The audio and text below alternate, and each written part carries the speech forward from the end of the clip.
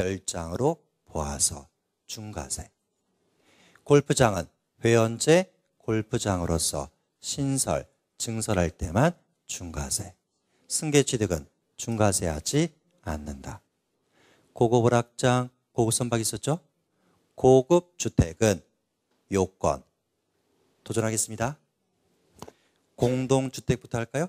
공동주택은 전용면적 245, 복층형 274, 9천만 원 안 붙고 공동주택 가격 6억 초과. 단독은 연면적 331 초과, 9천만 원 초과. 개별주택 가격 6억 원 초과. 모두 충족. 대지면적은 662 초과, 9천만 원 초과. 개별주택 가격 6억 원 초과. 모두 충족. 시설기준 엘리베이터 9천만 원 안 붙고 개별주택 가격 6억 원 초과는 붙고 에스컬레이터 수용장 중 하나 이상 9천만 원 안 붙고 개별주택 가격 6억 초과 안 붙는다. 그것을 무슨 주택이라 한다? 고급 주택. 되시겠죠? 두 번째, 과밀억제권역 단어가 나왔더라 그러면 표준세율 더하기 중과기준세율 2%에 100분의 200. 결론은 표준세율 더하기 4%죠. 여기서 과밀억제권역 부분은 두 가지가 있었던 거 기억나십니까? 뭐가 있었죠? 주실까요? 과밀억제권역 파트 두 가지가 있더라. 첫 번째는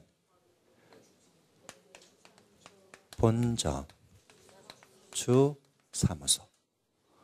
두 번째는 공장. 항상 이쪽 파트 본점하고 주사무소가 있었죠. 주의하자. 과밀억제권역은 어디였습니까? 서울특별시와 인근에 있는 수도권인데 거기에서 법인의 본점이나 주사무소, 사업용 부동산을 취득했더라. 중과세. 주의하실 것은 본점 밑에 있는 지점, 주사무소 밑에 있는 분사무소는 중과세하지 않는다. 부동산 취득이죠. 부동산은 무엇일까? 토지, 건축물. 건축물은 신축과 증축할 때만 중과세지 승계취득은 중과세하지 않는다. 공장으로 갑니다.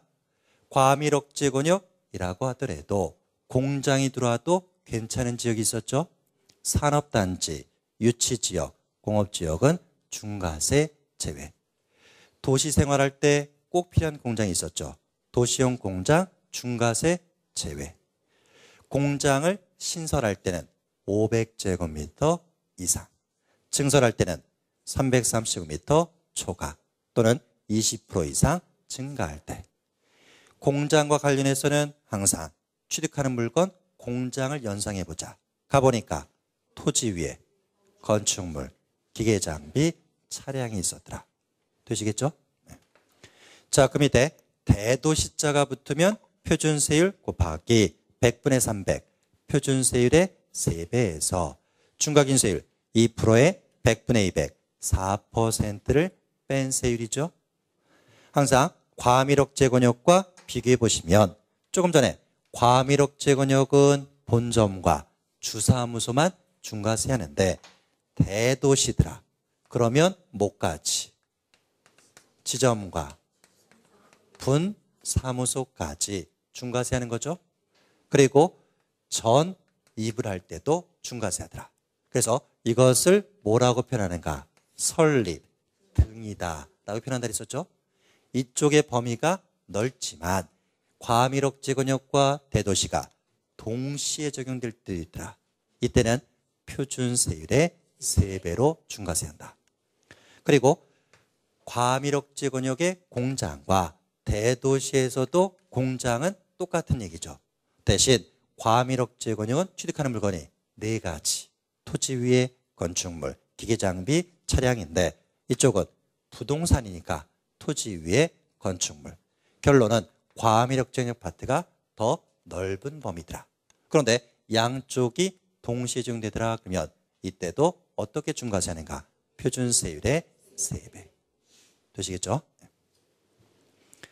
자, 그 밑에 3번. 세율의 특례는 두 가지가 있었습니다. 표준세율 2% 대상인 거, 중과 기준 세율. 들어만 두시면 6가지 환매, 상속에 따른 1가구 1주택, 법인의 합병, 공유물의 분할, 건축물의 이전, 이혼 시 재산 분할. 되시겠죠? 두 번째, 표준세율에서 2% 뺀 거고, 그 다음 두 번째는 중과기준세율 2%로 가는 게 있는데 세 가지로 승부 보자. 개수, 지목, 변경, 과점, 주주. 좋습니다. 자, 등록면허세 가볼까요? 등록면허세는 초과기준세율 없죠? 차등, 비례세율만 있는데 1번의 표준세율. 표준세율 위에다가 이거 하나 적어 놓으셔야죠. 등록면허세 표준세율은 개념을 정확하게 알자. 2011년도 1월 1일 이전에 키포인트는 뭐죠? 취득은 했었죠. 그런데 등기를 안 한 것을 2011년도 1월 1일 이후에 등기를 하더라. 무슨 세금을 내야 된다? 등록면허세 내더라. 그러면서 세율은 유상일 때 2%, 상속일 때 0.8%, 증여는 1.5%, 보존등기는 0.8%. 여기까지. 개념을 꼭 기억하자. 옛날에 취득은 했었지만 등기 안 한 것을 2011년도 1월 1일 이후에 등기를 하더라. 이때 내는 세금이 바로 등록면허세. 비교하자. 색깔 바꿨습니다. 요거 이후에 2011년도 1월 1일 이후에 취득을 해서 등기를 하더라. 그러면 무슨 세금?